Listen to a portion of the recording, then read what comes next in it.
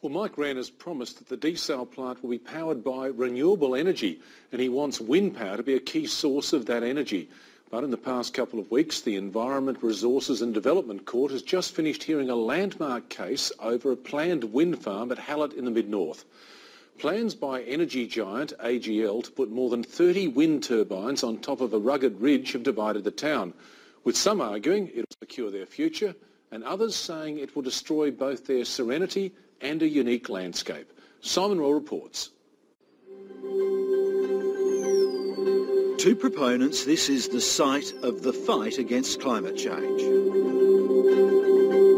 If you're serious about combating climate change, then you have to be serious about building wind farms in large scale. To critics, it is the sight and sound of the environment being spoiled. In the race for renewable energy, is it right to interfere with the very environment in which ordinary people live? These wind turbines are near Hallett in South Australia's mid-north, part of a 5-stage 200-turbine project being constructed by energy company AGL.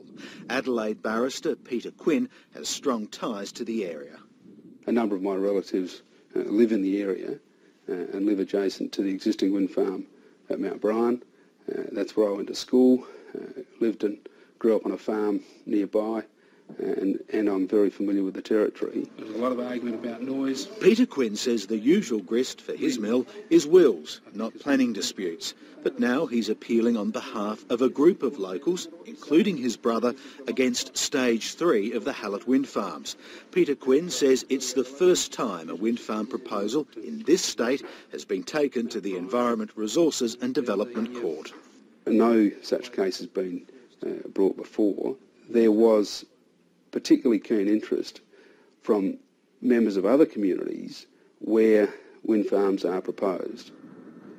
Their argument against the wind farm is twofold. AGL's plan calls for up to 33 turbines along this ridge. Peter Quinn argues this spot is too beautiful for that. This is special country. It is country that has significance to locals and to visitors to the region because it is particularly pretty. But it is the question of noise that is the most controversial point with wind farms across Australia. One farmer living near the completed Hallett Stage 2 has told the ABC the noise interrupts his sleep at night and can drive him indoors during the day. AGL would not be interviewed, but the Clean Energy Council, which is the peak body for the renewable energy industry and of which AGL is a member, doesn't accept that noise is an issue. No, wind farms aren't noisy. Wind turbines aren't noisy.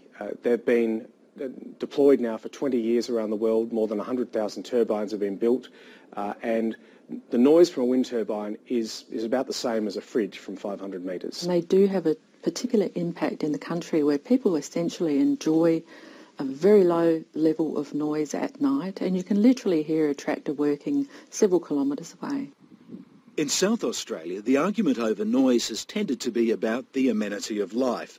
In Victoria, though, residents near the Waubra wind farm have argued that low-frequency noise from the turbines affects their health, some comparing it to motion sickness. One couple achieved a confidential settlement with the company Acciona.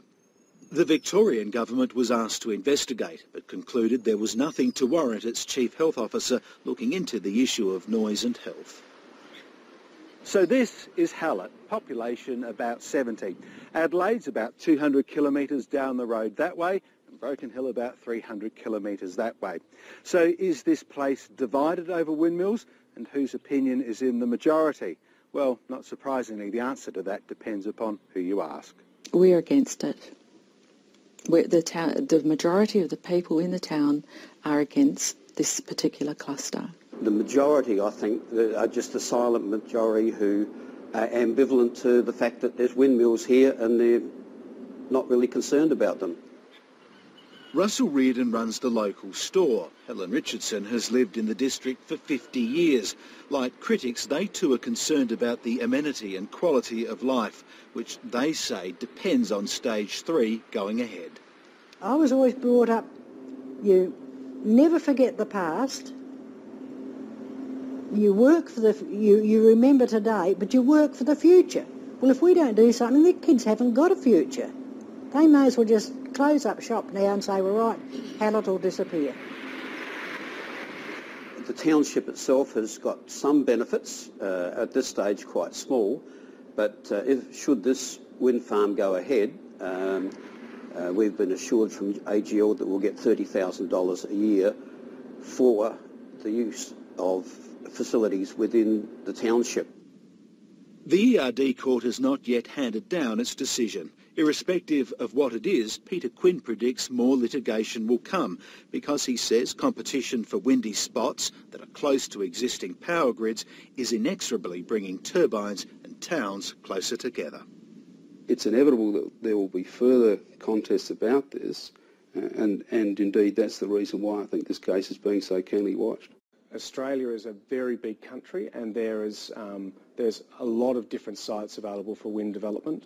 We've found very strong support for wind wherever it goes in, but you know what? It's new, and there's always a shock of the new for some people in any community and regional communities as well. Both sides say it is crucial to get the planning process right. With 13 farms and 435 turbines already built in South Australia and another 29 farms planned, that process certainly faces a test.